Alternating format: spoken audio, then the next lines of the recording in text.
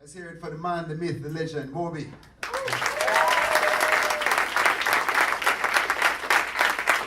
Yeah, man, thanks a lot for coming. I know you'll be really busy, and so thanks for spending the time to come along today. Oh, it's my pleasure. Thanks, man.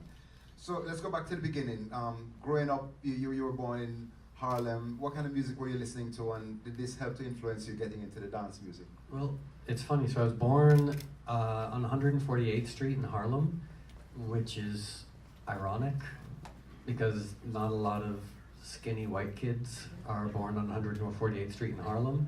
And then I grew up in Connecticut, and I grew up in one of the wealthiest towns in the United States, which is Darien, Connecticut. But my mother and I were dirt poor. You know, I was on welfare and food stamps till I was 18 years old. So I'm sure it's given me all sorts of issues that I hold on to this day. Like, until I was 18 years old, I'd never met another poor person. Like, the people I grew up with were so incredibly wealthy. I mean, to put it in perspective, my first serious girlfriend in high school, her grandfather was Bill Hewlett, who started Hewlett-Packard. So I'd go to their house, and it was a palace, and then I'd go back. My mom and I lived in a garage apartment, and we would usually have to borrow money for food. So it was a strange existence. But my mother was a painter and a musician, so from an early age, and she had really eclectic musical taste.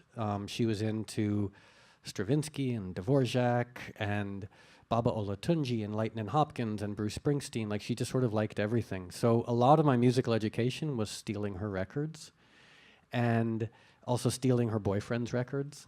You know, like, she would date a country western musician and I would go through his records. Then she would date a Hell's Angel and I'd go through his records. And so that was a lot of my education. And then when I was 9 or 10 years old, I started studying music theory and playing classical music. And I had a very strange music teacher. He played in a heavy metal band, but he was obsessed with music theory and jazz fusion. So one day we'd be doing Stormy Monday, another day we'd be like transcribing a Van Halen guitar solo. And then when I was 13, I discovered punk rock, and I started playing in a punk rock band, and I broke his heart. Because he only wanted me to play complicated music, and then I was playing Ramones covers. And he was like, there aren't even guitar solos, what the fuck are you doing? Why, you know? So that's sort of like, and then I grew up playing in punk rock bands and hanging out in New York in the early 80s, going to dance clubs, being exposed to all sorts of different types of music. Cool, man. And then, how did you get your first break in the business? Was it difficult to get into the music business? Well, the thing is, my only goal as a musician was at some point to make music that someone would listen to. Like, that's honestly all I cared about. I never thought that I would have a record contract. I never thought that I would sell records. I never thought I would play concerts that anyone would come to. Like, to put it in perspective, my high school punk rock band, we were called the Vatican Commandos. And we had been rehearsing for a few months, and we were like, okay, we're ready. Let's play our first concert. And so we set up our equipment in the bass player's backyard and invited a bunch of people, and no one showed up. So literally, my first ever concert was playing to a dog. The only audience member was John, the bass player, his dog named Sparky. So Sparky was the audience, and we played. So I just assumed this was my life as a musician, like to play concerts that no one came to. Or then we finally went on tour, and our world tour consisted of getting in a van and driving to Akron, Ohio. And we played in a pizza parlor, and there were more people in the bands than there were in the audience.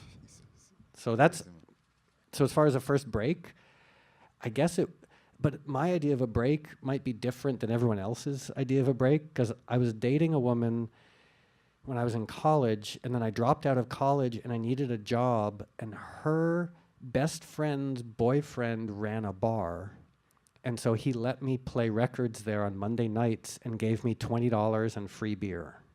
So that would be my first break. But I don't know if DJing for 7 hours a night for $20 and then just spending the $20 buying liquor for other people, if that's necessarily a break, but that's, I guess, the closest thing to a first break I had. Cool. Yeah, man. So coming up to today, do you still practice every day? I practice something, meaning because I grew up playing guitar, and then my mother was a pianist, so she taught me how to play piano, and I played bass and drums and percussion, so I played something. Lately, I've been playing a lot of drums, just because it's really fun, and so almost every day I'll play guitar and drums, and sometimes practice piano, sometimes bass, and I have my studio at my house, so I work on something in the studio almost every day. Cool. And as far as, do you write songs every day? And tell us about your songwriting process. The songs I write, because I write a lot, and I think that everyone has a different approach to creativity. My approach to creativity is just keep working, because if I spend a year writing music, there's no guarantee any of it will be good. But if I keep writing, there's a chance that some of it will be good. Whereas if I spend a year not writing music, it's a pretty sure guarantee that I won't make good music. If you're not writing music, you can't make anything good. So I just keep writing and writing and writing. And when I'm writing, I never think about whether it's good or not. It's only after it's done and I've had time to live with it that I start thinking if it's worth developing. So some songs start with acoustic guitar, some songs start with programming, some with piano, some with drums, some with an idea that I might have in my head when I wake up. So I think every song starts differently. Cool, man. And then you've done some amazing collaborations like Michael Jackson, David Bowie, Gwen Stefani, Sinead O'Connor, Metallica, Britney Spears, a whole variety of people. Tell us about some of the people you've worked with, and what's your favorite one you've worked with, and any crazy stories in the studio with any of them? I have one story that could get me in trouble, but maybe I'll say it anyway. So years ago, I got asked to do a song with Ozzy Osbourne for the Beavis and Butthead movie. And I have a professional and personal ethos where I just say yes to things. So if someone asks me to do something, I'm like, sure, why not? Which sometimes doesn't work out, but it makes life more interesting. So the record company wanted me to make an electronic dance music song with Ozzy. Ozzy wanted to write a song that sounded like the Beatles, and I wanted to do something that sounded like Black Sabbath, and what we ended up with was just terrible. But while we were recording the vocals, Ozzy had a personal problem, so he had to leave, and so I hired a session singer to come in and do Ozzy. And it's really funny because it was like a very tall, very distinguished African-American man in New York, and I can't name him because I don't want to get in trouble, but he's a mimic.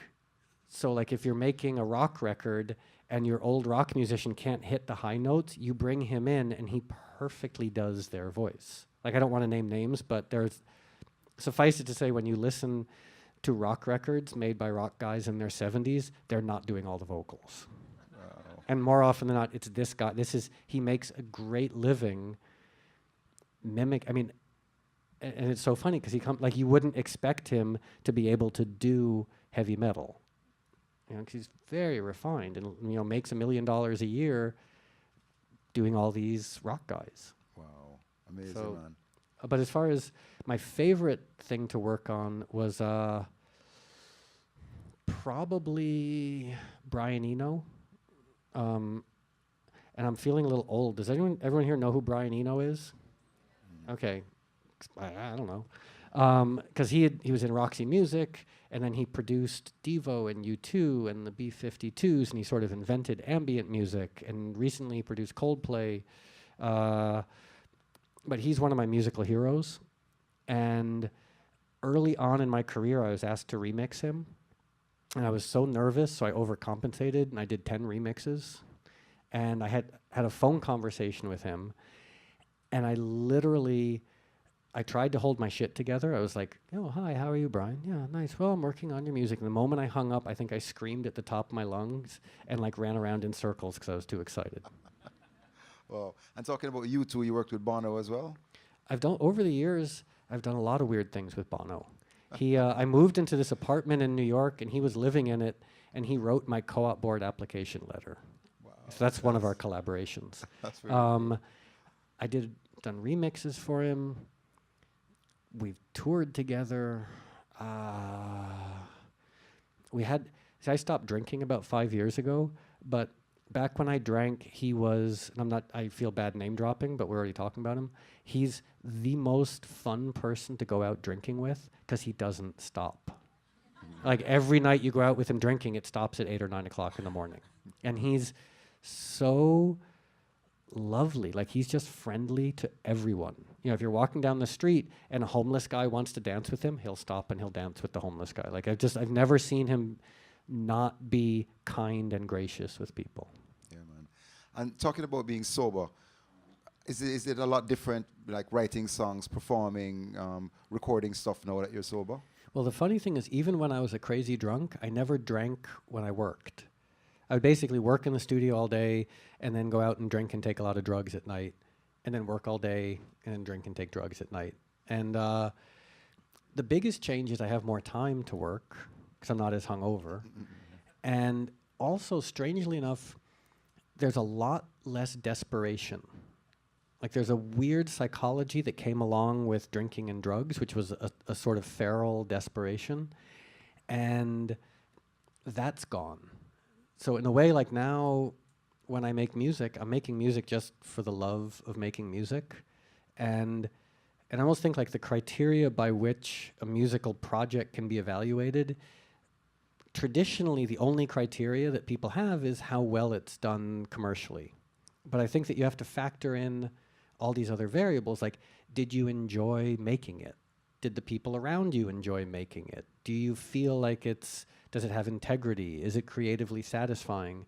Because it is this strange irony that people want commercial success so they can be happy, but they're willing to sacrifice happiness to get commercial success. That doesn't make sense. It's sort of like if you value happiness and well-being, why not try to have happiness and well-being while you're working on something? You know, it's almost like people are willing to like sweat blood and get sick and make everyone around them miserable and get divorced so they can have commercial success that might lead them to happiness. You know, it doesn't make sense to me. Right, definitely, man. So you're going along making records, and then 1999 you do Play, and all of a sudden you sell 12 million albums. Were you surprised by the success? Oh yeah, I mean, my career was done at that point. Because in 1996, I put out an album called Animal Rights, which is a really dark, difficult punk rock record. No one liked it. Axl Rose liked it. He's one of the and Joe Strummer from The Clash. The two of them liked it. Apart from them, I don't know anyone else who liked it. I mean, I think Rolling Stone gave it 2 out of 10 stars. And I went on tour, and the best way to describe this tour was the show that we played in Paris. It was a club that held about 200 people. We sold 70 tickets. By the end of the show, there were 30 people in the audience. So that was 1996, 97. So 1999, I was like, okay, I'm going to make this record. I don't expect anyone to buy it.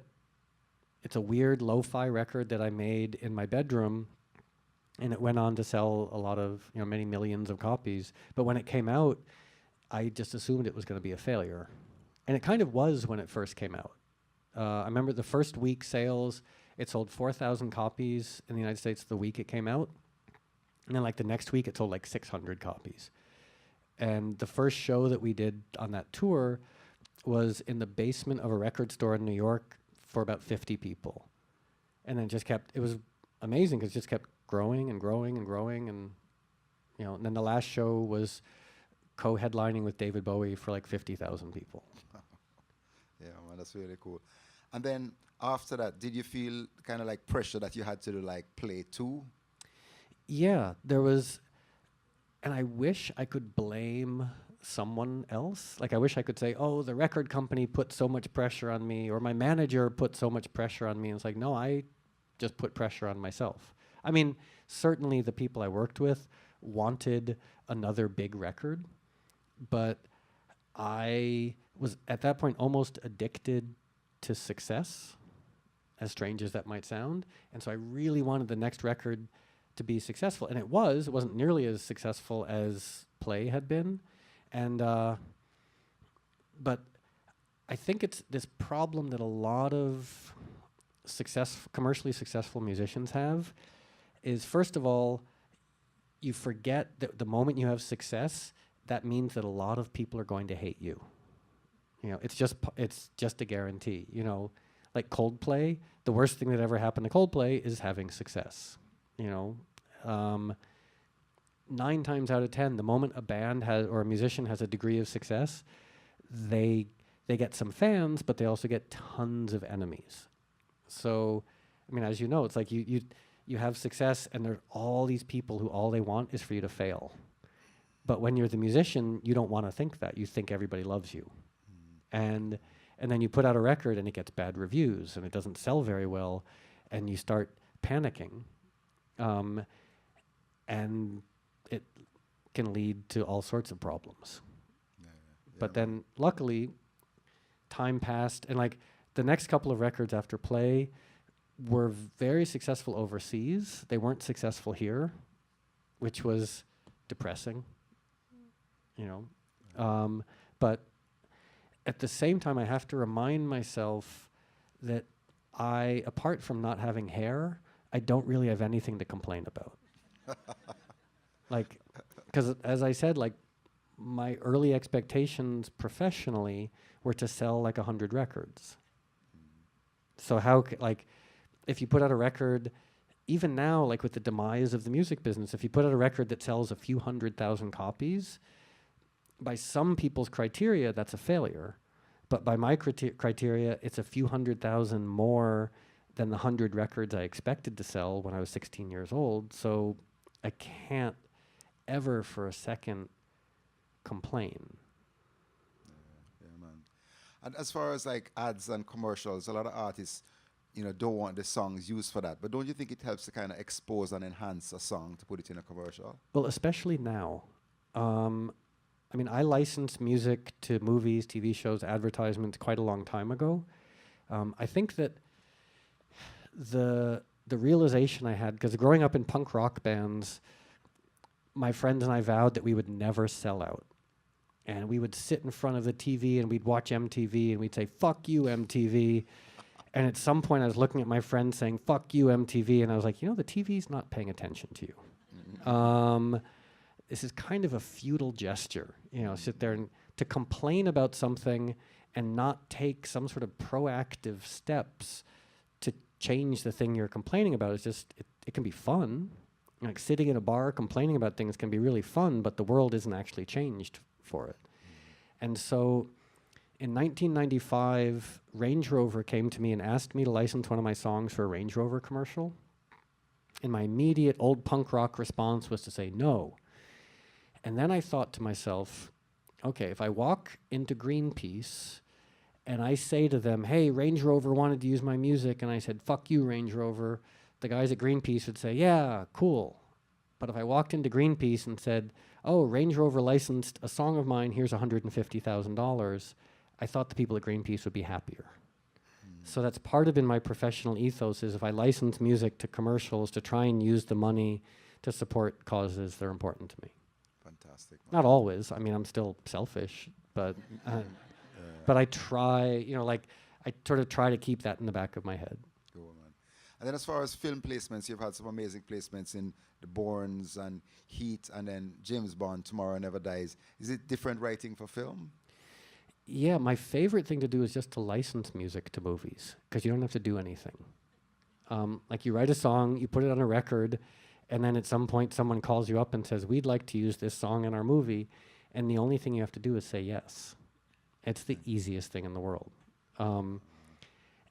Actually, writing music for movies, I hate to say this, I don't like writing music for movies. It's I mean, some people are so good at it, and I have a lot of friends who are really great film composers, but it's not easy because, like, for example, if I'm writing music for myself, I'm the only person involved, you know, and so for a song to end up on a record, I'm the only person who decides what the song should be, how it should be mixed, how it should be produced, how it should be arranged, how it should be edited. Like it's all, the decision's all with me, which makes me sound like a control freak, but I guess we all are probably.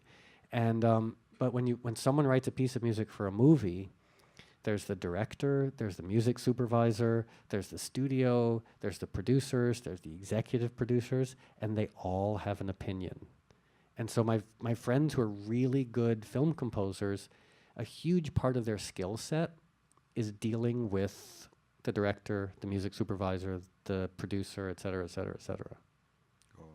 Yeah, man. So I don't have the psychology. Like, I'm too much of like a selfish only child to listen to all these people who I don't respect telling me how the music should be different. So I don't actually like, I love licensing to music to movies, but unless I'm given complete creative freedom, I couldn't see being a film composer. Wow. Yeah, man. Then as far as photography, you started at age 10 and you've had a lot of success with it. Tell us about your book, Destroyed. Well, so when I was growing up, I thought everything about the music world was exciting.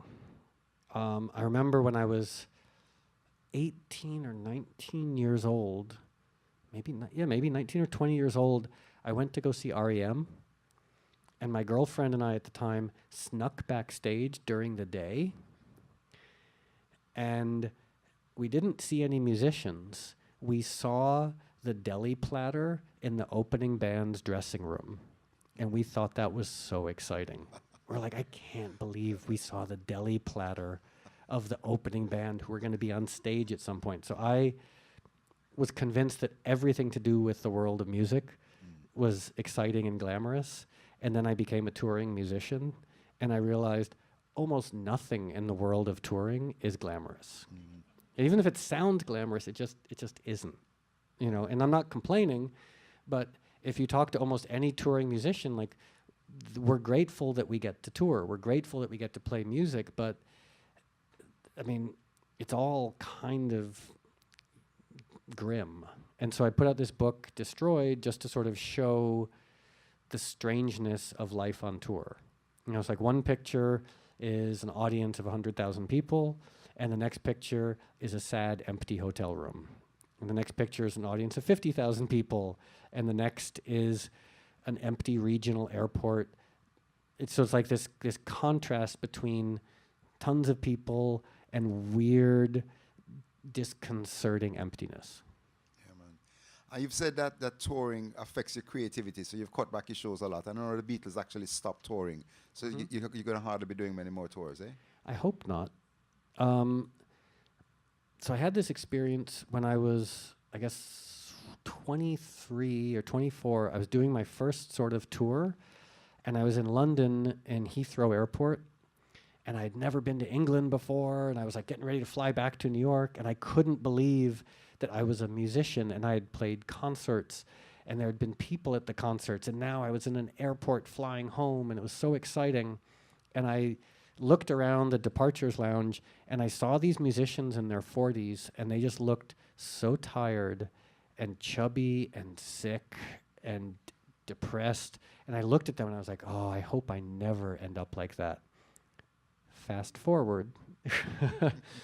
All of a sudden, I was in my early 40s in Heathrow Airport, kind of like dumpy and sick and depressed. And I was like, oh, I've become what I didn't want to become, you know? And so now I've realized, like, life is short, and playing music is what I've dedicated my life to, but I don't really, like, touring, sometimes it pays well, sometimes it can be ego gratifying, but it's not very creative, you know? And staying home, working on music in my studio is what I find a lot more creatively satisfying. And this drives my manager kind of insane, because in 2014, it's 2014, right? I forget. The only way musicians make money is touring, for the most part. So I've basically said no to touring, and all I want to do is make albums. And my manager is like, you do know no one even listens to albums anymore. I was like, yeah, but I like making them. It's like, so it costs more money to make a record than you actually make from the record, but I really enjoy making records, so that's what I'd rather spend my time on. Cool, man. And you've done some amazing charity work with the Humane Society, domestic violence, music therapy, and all that. You think it's important for artists to give back in this way? I mean, I never want to tell anyone else what to do. accept to be vegan. I think everyone should be vegan. Um, I mean, just because animal production decimates the environment, causes heart disease, obesity, cancer, is the main cause for antibiotic-resistant bacteria, contributes 25% to climate change. But apart from that, there's no real good reason to be vegan. And but if someone's comfortable, like slaughtering a baby cow, then by all means continue to eat meat. Sorry, I'm not being judgy. So I've been a vegan now for 26 years, and I have to get on my soapbox every now and then. But as far as charity is concerned, like I was raised by hippies, and I was raised with this idea that the world is a big, complicated place, and it's very difficult to affect change in such a big, complicated world, but nonetheless, we should all try. You know, so my idea is like, I don't know if anything I'm doing is making the world a better place, but hopefully in my naive way, I try to make the world a better place. And like if I play a charity event, maybe I've helped, maybe I haven't helped, I don't know. But it's the idea of it's almost the same approach to creativity. It's like, just keep doing it. You know, and as long as you keep doing it, you increase the chances that something good will happen. Cool, and tell us about your non-profit, this mobygratis.com. Is it mostly for film students? Yeah, so I started this weird website called mobygratis.com, and it gives free music to independent filmmakers and film students and nonprofits. And the idea was to help out filmmakers, because my friends, I'm sure everyone here has friends who make movies, and like, to make an independent film takes such a long time. And I know people who've like mortgaged their houses and maxed out their credit cards just to make a movie that no one will ever see. And so I feel like if I can help out in the smallest way just by making music available for free, then that's, you know, just me trying to help. But also, it's a way of, like, a lot of the music on mobygratis.com is more obscure music that probably wouldn't make it onto a record. So it's a way of sort of having an outlet for some of the stranger things that I do. Cool, man. And I know you've had a fight with the Record Industry Association of America because they were suing people for downloading. Do you agree in free downloading? I believe in people being able to listen to music if they want to. I don't believe in punishing the audience. I think that's the dumbest thing that the RIAA ever did, is like suing school teachers who are downloading free music. Like, what do you think? I mean, it just, yeah. So you have these big major labels, and this is, yeah, I'm not very popular at most of the major labels, but because my feeling about the major labels is like, I will happily support them when they give health insurance to all of their musicians, and when they let musicians own their recordings after they've recouped. You know, it's funny, I explain, everyone understands the idea of recouping, right? Okay, so if you don't, I'll break it down in overly simplistic ways. So the record label gives you $100,000 to make a record. You then need to sell enough records to pay back, like you need to then make $1 million for the record company for you to be recouped of your $100,000. After you've done that, they still own your record.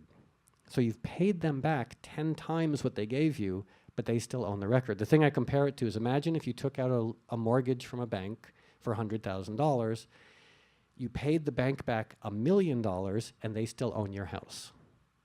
You know, so when record labels let the artists own their work after they've paid the record label back for it, then I will happily support major labels. Yeah.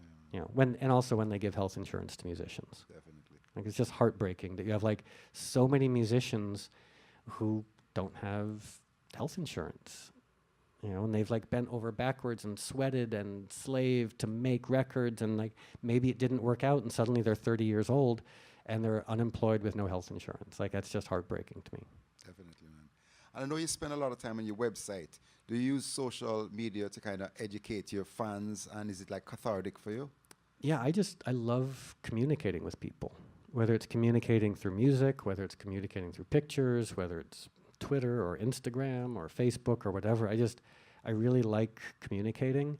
And what I've found, my one piece of advice to anybody who's an aspiring musician and wants to use social media is don't promote yourself too much, because it starts like there are some musicians where like every tweet you read is them promoting themselves, and it's just like, oh, come on, like it feels kind of cheap, So I think it's much more important to have like an honest relationship and rapport with your audience, and then if you're putting out music, let them know about it, and don't say, hey, everyone, go buy my records. Like, you know what? People have autonomy. They can make up their own minds. You can say to someone, oh, I'm putting out a new record. I hope you listen to it. And if they want to buy it, that's up to them. Because I think that old model of almost being like a school marm and saying, you should go buy my record, like I don't think that works anymore. Yeah, cool. And talking about new records, your latest record, in a sense, has some really amazing stuff on it. The lyrics are very dark. Do you really think that the world is like crumbling? I honestly have no idea.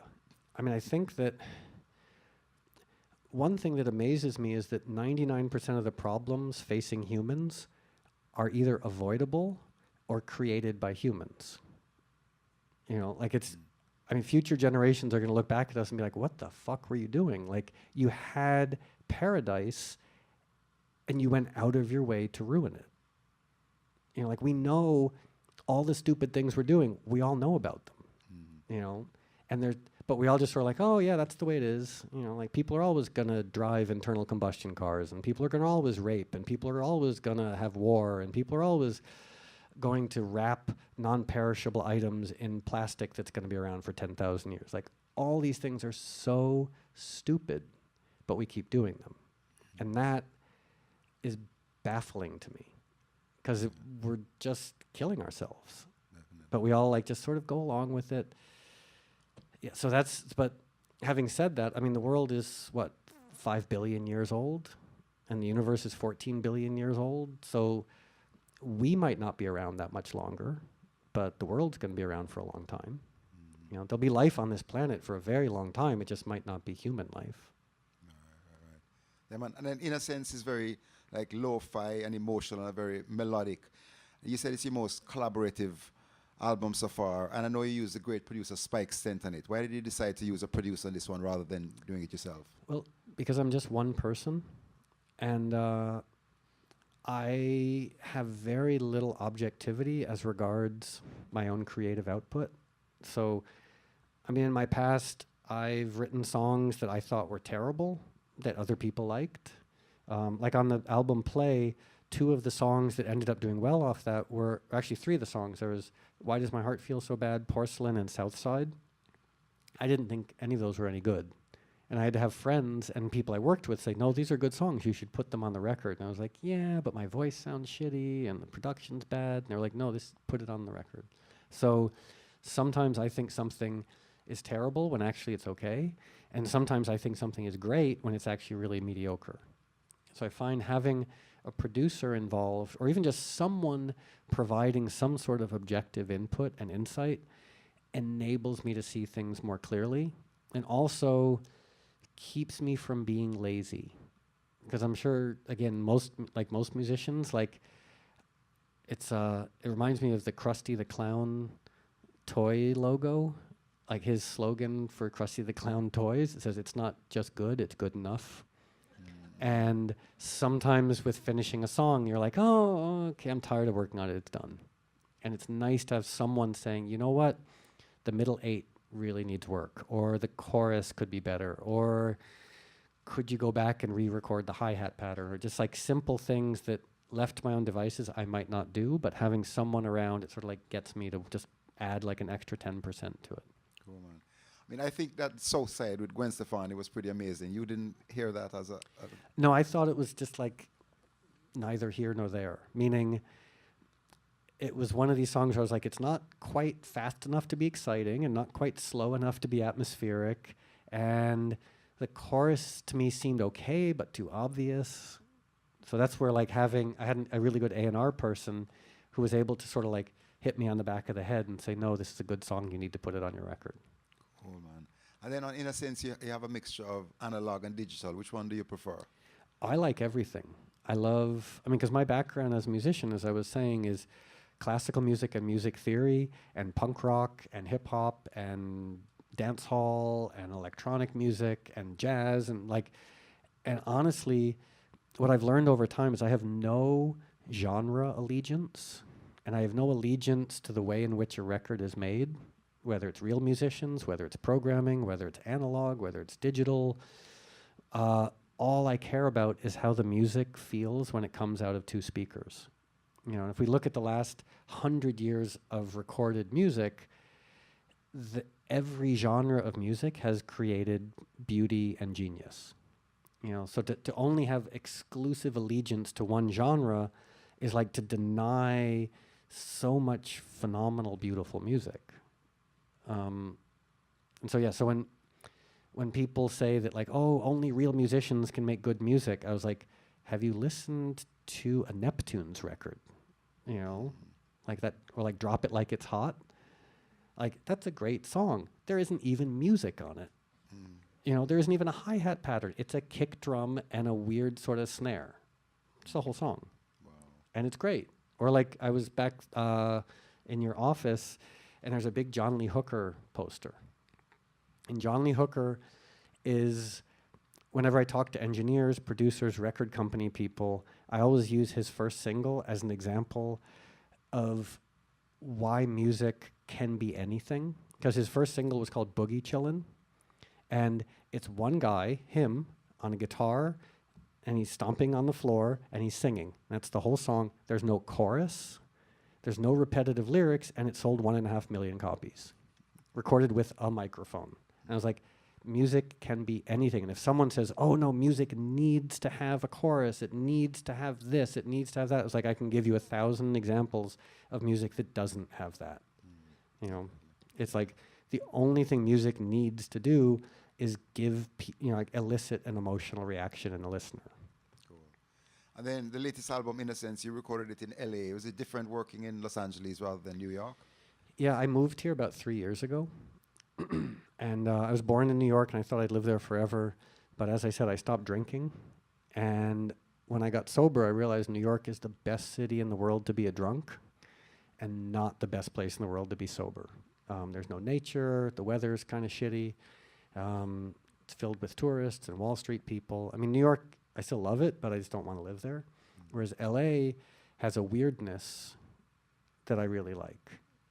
Just the vastness of it. Like, it feels like this very modern, crumbling, non-cohesive city of the weird future.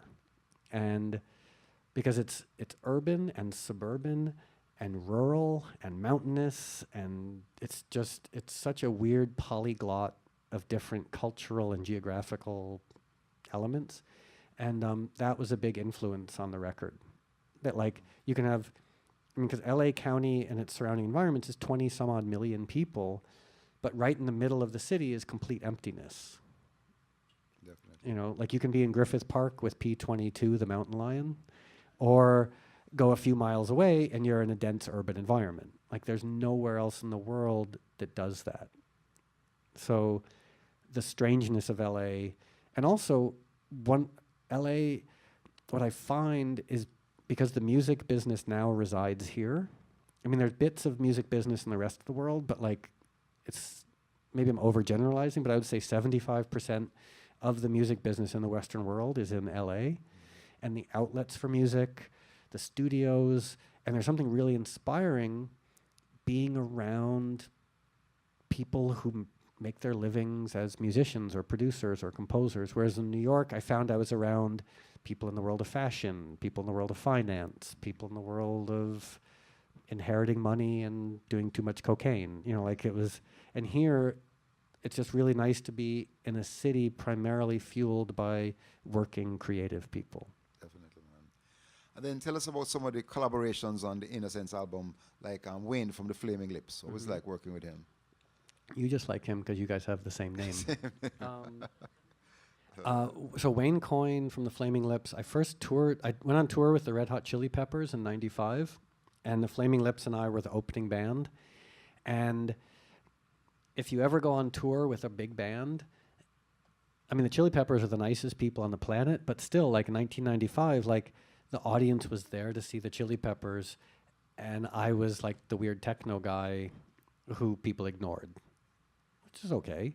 But so the Flaming Lips and I sort of bonded about being the opening act for this big stadium act. And so Wayne and I have just stayed friends, and I just always loved his approach to everything he does. Because it's not just, I mean, the Flaming Lips have made great records, they make great videos, but they do such weird art projects. Like such amazingly strange, psychedelic, crazy art projects. And I just always found him really inspiring. So I wrote this song called The Perfect Life, and to me it sounded like a Flaming Lips song. And I just thought like, well, if I've written a song that sounds like I'm plagiarizing the Flaming Lips, why not see if Wayne will sing on it? Definitely, man. And in terms of saying yes, so I texted him, and 30 seconds, I said, hey, I wrote a song, do you want to sing on it? And 30 seconds later, he texted me back and said, sure. I was like, but you haven't even heard the song yet. And then we were making the video, which involves Wayne Coyne and I wearing mariachi suits downtown. And I texted him and said, oh, I want to make a video that's going to involve naked people on roller skates and us in mariachi suits. Do you want to do it? Sure. Like, it seems like such a healthy attitude. Just like if someone asks you to do something that might be interesting, like just say yes and don't worry about it too much. Definitely. Like it's almost like one thing I hear from a lot of people as they get older is more often than not, people only regret the things they didn't do. Yeah, man. And any advice to like up and coming musicians? My biggest piece of advice, two things. One, learn how to do everything. Like learn how to write songs, learn how to play every instrument, learn how to be a DJ, learn how to do film score, learn how to arrange, learn how to engineer, learn everything. Because the more you know, the better the chances you'll have a career as a musician. Like I was having lunch with a friend of mine the other day, and he grew up playing jazz bass, like stand-up bass. And at one point, that's all he wanted to do, but he realized there really weren't that many career opportunities for jazz session bass players. So he learned how to write film score, and he kept lying. Like whenever someone came to him and said, do you know how to write Baroque music? Of course I do. And he had no idea. And he just kept saying yes. The only time it failed was DJing, because he agreed to DJ and he didn't know how to DJ, and it was disastrous. But like, that's my advice, is learn everything. And my other piece of advice is love, and this sounds very vague and Southern California-y, but like love what you do. Because I really think if you love what you do, it increases the chances you'll be really good at it. And also like, if you love what you do, even if you never have that big commercial payday, you're still going to be really happy doing what you do. So those are my two pieces of advice. Thank you, man. And anyone you want to work with that you haven't had a chance to work with yet? James Blake, I really like. Just love his voice. Who else? It's the only person I can think of. Oh, Prince. I'd love to, because Prince makes good and bad records, and I really think my favorite Prince records are his like slow romantic records. And I think it'd be great if someone got Prince to produce an album of just slow romantic music. Definitely, man. And then any new projects you have coming up? You were telling me about a punk rock project. Oh yeah, I started a middle-aged guy punk rock band with Tony from No Doubt and Travis from Blink-182 and my friend Toby from H2O.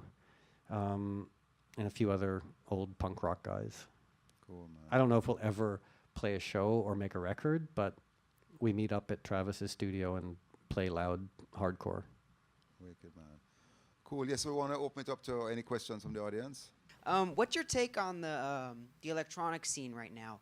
I was reading on a Rolling Stone magazine about 3 or 4 months ago on Daft Punk, and they kind of felt it's in its comfort zone. I think it's almost impossible to generalize because there's so many different types of electronic dance music. And I mean, Lady Gaga and Rihanna are technically like EDM artists. So there's like super mainstream electronic music, and then there's super underground, like minimal Berlin techno. There's just so many different types of electronic music that I can't make one like big sweeping generalization. And what's weird is that like some of the underground stuff can very accidentally become really mainstream. Like there's this track by Martin Garrix called Animals. I don't know. Just a nice EDM track. It's actually quite underground and weird. And I think it's like a #1 hit all throughout Europe. Just somehow it connected with an audience. Doesn't even have vocals on it, I don't think. So, yeah, so that, I was going to repeat myself and say I can't generalize, but then I realized I already said that. No, yeah, because I've noticed about the new. I mean, it's kind of like a new revival of electronic music. I've never seen it as big as it's been nowadays, and I haven't been to the Electric Daisy Carnival in general. It's just not my type of scene, and I don't know. It just seems very. Everybody's kind of using, especially with that they rank DJs. They tend to do the same stuff in a sort of way. Where you, I've noticed, you've just kind of done your own thing, and even though there's something crazy like Will I Am from Black Eyed Peas. There was a YouTube video I saw, and of him just him by himself behind a little box DJing, but he was playing other people's music, and it's just kind of it's exploding. I don't know. I'm kind of. It's the world of DJing and electronic dance music. It's chaotic and strange and incredibly lucrative for some people and not for others, and sometimes it's very creatively satisfying, sometimes it's really trite. So that's why like just hard for me to generalize. One time though, the only time I ever, because I've known Will, because the Black Eyed Peas used to be this struggling sort of underground LA band. And I played an Herb magazine party with them years ago. And it was like the beginning of their career, and like just people weren't that interested. So it's been kind of interesting watching him become so successful. But I got booked to play a festival in San Juan, Puerto Rico. And I went on after him and the guys in LMFAO. And I've still never heard one of their songs, but the last song they played was this like 10-minute remix of that "Tonight's Gonna Be a Good Night" song. So you had like 50,000 people in the stadium going crazy to this huge pop song, and then I came on and played more like underground stuff, and it was literally like someone like popped or like deflated a birthday balloon. It was just like not nearly as good as the time I DJ'd after Snoop Dogg at a festival in Australia. He had a band of like 10 people on stage, and he wasn't just playing his hits, he was playing every hip-hop hit that had ever been on the radio. Like he did a cover of It Takes Two, and he had dancers and DJs, and he walks off the stage, and I come on just like one little guy playing records, and it's one of those moments where I was like, oh, why couldn't I have been an accountant or something? Anybody else? I don't know who to pick. Okay. He's bringing it to you. You have a really clear sense of who you are, but putting your success aside for a moment, describe yourself for a Match.com ad. For Match.com? Yeah. No one, they don't know who you are. Okay, I'm 6'2", and the first thing people notice about me is my long, beautiful hair. And you might notice from my picture that I'm 26 years old. Describe, I wouldn't know how. I mean, except for the most basic stuff of like, I was a former philosophy major who makes music, and I've learned over time that most of the mistakes I make come when I try to look good or take myself too seriously. Thank you. Hey, Moby. Hi. I was just wondering if you could give us a maybe quick rundown of your studio setup at home, what you like about it, maybe programs you use or instruments you like. Well, so I have my computer, and I run Pro Tools on it. The reason I use Pro Tools is because that's what I know how to use. If I was starting out today, I would probably use Logic or Ableton. I think but Logic I don't 100% trust because I love Apple, but it seems like every now and then they just change stuff. You know, so they'll have this like great software, and then like 1 minute it's like it looks completely different, and the functionalities change completely. So that's my fear with Logic is they're gonna like do something weird with it. But I use Pro Tools because I know how to use it, and every studio in the world has it. So like you can take a Pro Tools session to Istanbul and open it up. And apart from that, a bunch of nice analog like preamps and EQs, like APIs and channelers and some Neves, and then a lot of weird old eBay stuff, like tape delays, old analog delays, tons of effects pedals, lots of old keyboards, you know, like a couple of Moogs and some Korgs and Rolands, because I love plugins, but plugins will never do what weird old equipment does. Like it can approximate it, and it can sometimes do things a lot better, but there's just an accidental strangeness that you can get plugging equipment together.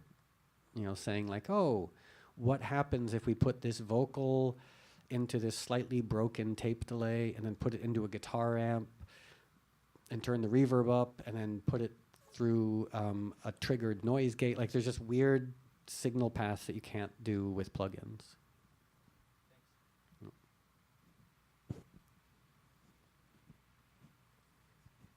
Hi. Hi. So I'm just curious about how do you discover new music, and if you are okay with the whole online streaming, Spotify, Pandora, and do you ever go out and listen to a band? Yeah, I mean, honestly, the two ways that I hear most of my new music is KCRW and KXPN, and Spotify. So it would be weird for me to criticize Spotify and listen to it at the same time. And also, like I got in a debate recently about the world of Spotify, which even if Spotify was terrible, everyone uses it and it's the future. So like complaining about Spotify is like complaining about the weather. You know, there's nothing, like the weather's not paying attention. So if people hate Spotify, it doesn't, oh, it got very quiet all of a sudden. It almost doesn't matter because that's streaming services are the future. You know, unfortunately, I think we're soon to be entering a world where owning music will be seen as very outdated, which is sad. I like owning music and I like other people owning my music, but I don't think that's the future. Which, you know, it's kind of like the history of like the 20th century was technologies becoming outdated and people either adapting or getting drunk in a bar and complaining about it. You know, I mean, think of like vaudeville and silent films. Like I'm sure in the 20s there were a lot of very unhappy vaudeville performers and a lot of unhappy people who used to be in silent films, but some of them figured out how to adapt. And do you go out every once in a while and check out a band? Or Yeah, I do. I mean, I go to Hotel Cafe sometimes, the Bootleg. I still haven't been to the Smell. I really want to go there. And then the Echo, the Echoplex, Spaceland or Satellite. Yeah. Cool. Thanks. Anybody else? Oh. Hi. Hi. I know that you have, well, the world's largest drum machine collection, It is true. and I was wondering when you started to realize that it was becoming a collection, and if you have a favorite piece and why you started to collect drum machines. Well, so I assume, does everyone here know what a drum machine is? You'd be surprised how many people I talk to and they're like, is it like a drum set that you plug in? So I guess when I was maybe like 12 or so, I heard the first, I think it was like, I forget what song it was, maybe it was Kraftwerk or some early electronic record that just used a drum machine, and it just sounded so interesting to me. And then I bought my first drum machine when I was, I don't know, 16 or 17. And I just loved the fact that I could have drums on a record and not know how to record drums. But then I had a lot of frustration because I was like, oh, but this drum machine will never sound like a drummer. And then I just accepted that, and it seemed like rather than say a drum machine is a replacement for a drummer, I just saw it as an instrument on its own. And there's a humility to drum machines, especially old ones, because my collection starts in like 1953 and ends in 1983. Because after 1983, drum machines almost became too good when they started to become very digital. But the early ones, like they just don't do that much. And there's a real naive simplicity to them. And the fact that the vast majority of people who use drum machines were like guys playing cover songs in the lobby of a Marriott hotel, you know, or like someone playing organ in a church basement. Like, so they're not necessarily like the sexiest instrument when it comes to the world of electronic music, but there's something about them I just really love. So now I have about, I guess, 300 old drum machines. Yeah. One of the reasons I can presumptuously say I have the world's largest collection of old drum machines is because no one else cares. Also, one more question. Did you use drum machines on Innocence at all? And if so, what songs? Yeah, I probably, I'd say 2/3 of them. I don't remember which ones exactly. Like there's either drum machine patterns, or sometimes I'll sample individual drum machine sounds and make my own drum machine patterns. So I would say most of them. I just can't think of names right now. Thank you.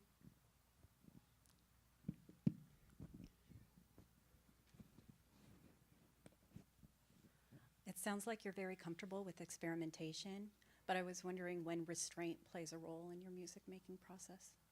How so? Like When you plug something into something else and something else and something else, what are your cues to say, okay, I need to rethink this, or I want to keep going with it, or maybe I should take this away? I guess that's the beauty of DAW recording, of electronic recording, is you never compromise the original sound. So, like in the olden days, when the tracks on a tape were limited, you would have to start destroying sounds to get new sounds. You know, like you'd be like, oh, well, let's take this signal path and record it back in onto the 2-inch. And sometimes you'd lose the original signal, but with Pro Tools or Logic or whatever, it's like the original signal is always there. So you can get as wacky as you want. So with it's just taking away layers or adding layers? Yeah, so then you're like, oh, it's almost like, I guess, Photoshop, where it's like different layers. You're like, oh, okay, maybe that 6th iteration was better than the 10th iteration. And, but also a lot of my favorite music is sort of like informed by a quality of restraint.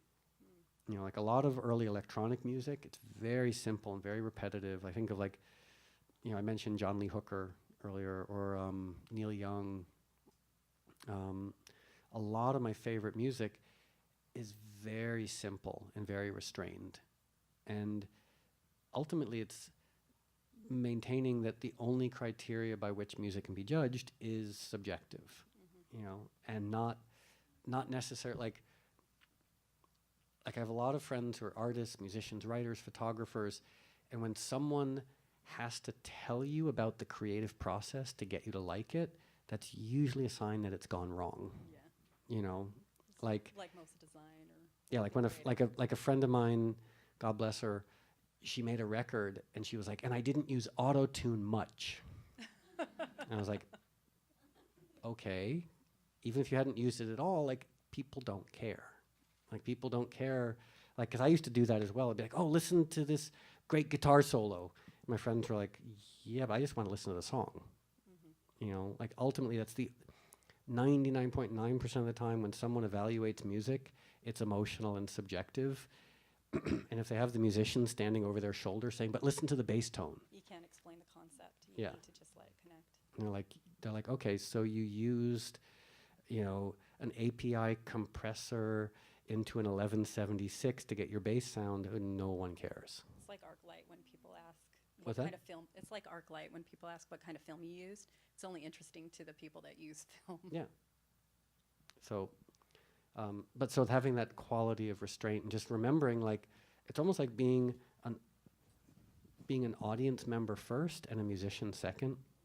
You know, like remembering, why do I like other people's records? Not why should someone like my record, but what qualities in other people's records do I find compelling?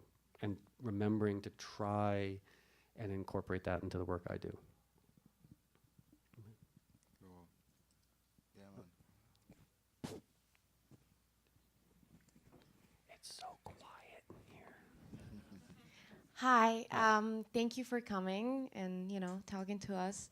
I wanted to ask you, do you normally work with new artists a lot at all, or do you just work like with people that, record company or whatever, or that you find interesting? Well, I mean, the thing is, the record company is me, so I can't blame them for anything.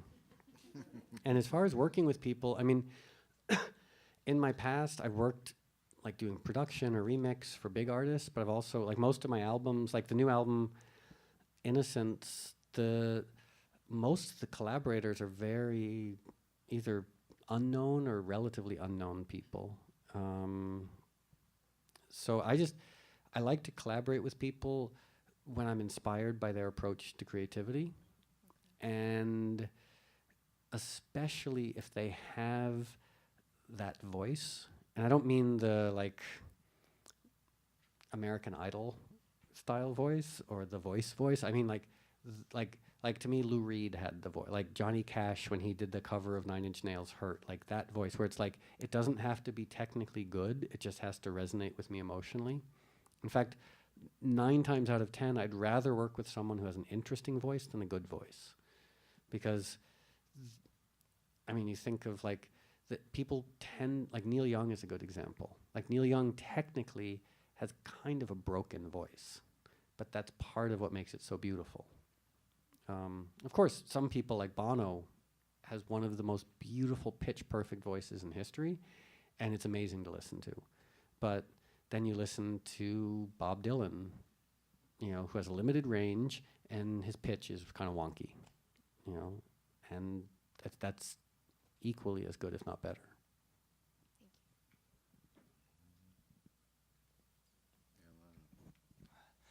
Hi, I'm from China, and my English is not very good. So if Sounds fantastic.